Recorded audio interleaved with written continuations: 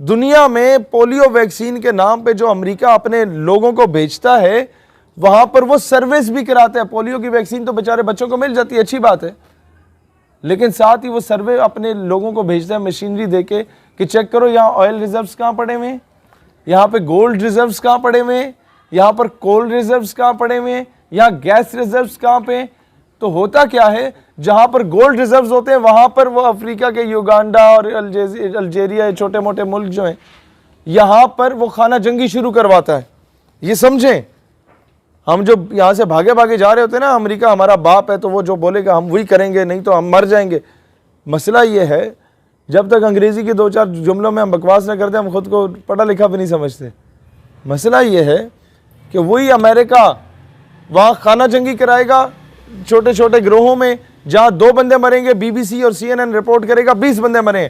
پھر اس نے اپنے ٹاؤٹس رکھے ہوتے ہیں پاکستان, انڈیا, بنگلہ دیش, چائنا, پوری دنیا میں, جو میڈیا پہ بولیں گے امریکہ کو آنا چاہیے امن کے قیام کے لیے. امریکہ پھر اقوام متحدہ کی امبریلا کے اندر امن کے قیام کے لیے آتا ہے اور غریب ممالک کی فوج کو بلاتا ہے کہ تمہیں ہم ڈبل تنخواہیں دیں گے, UN مشن پہ جا رہے ہیں. ان فوجوں کا کیا کام ہوتا ہے؟ چوکیداری کرنا اور کچھ بھی نہیں.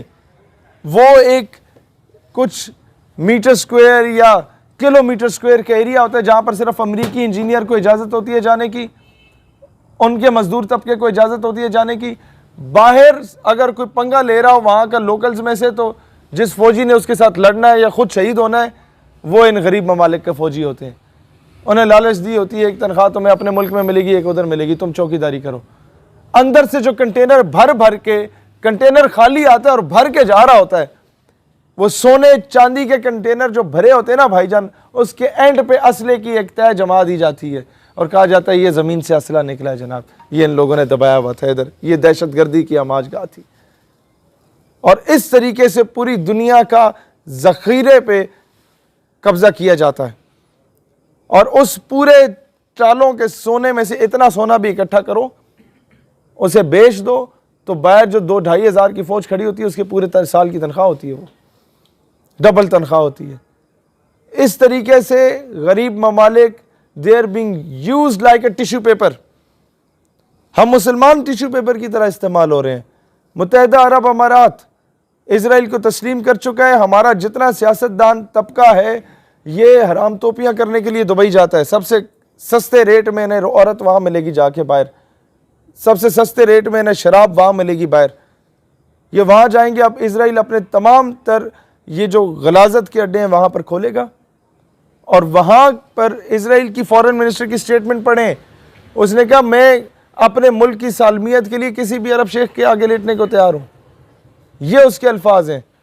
تو دوستان ذی وقار, اس بات کو سمجھنے کی ضرورت ہے کہ وہی اسرائیل وہاں پر, یا ہمارے لوگ تو گھگو ہوتے ہیں, ان کو پتہ ککھ بھی نہیں ہوتا, انہیں منسٹر بنے ہوئے 5 سال ہوتے ہیں, جب سائن کرنا سیکھیں گے تو ان کی وہ ٹینیور پورا ہو جاتا ہے.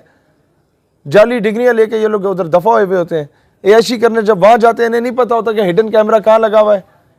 یہ جو وہاں پر اس کے ساتھ میٹھی میٹھی بولی بول رہے ہوتے ہیں وہ ساری ریکارڈ ہوتی ہے.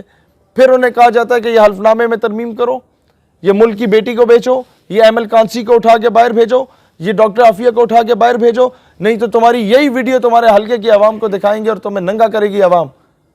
وہ اپنی ذاتی عزت بچانے کے لیے قوم کی بیٹی کو فروخت کرتا ہے. وہ اپنی ذاتی عزت بچانے کے لیے قوم کے راز کو بیچتا ہے. وجہ یہ ہے کہ ہم نے انہی الو کے پٹھوں کا اپنے اوپر مسلط کیا ہوا ہے ہمیشہ.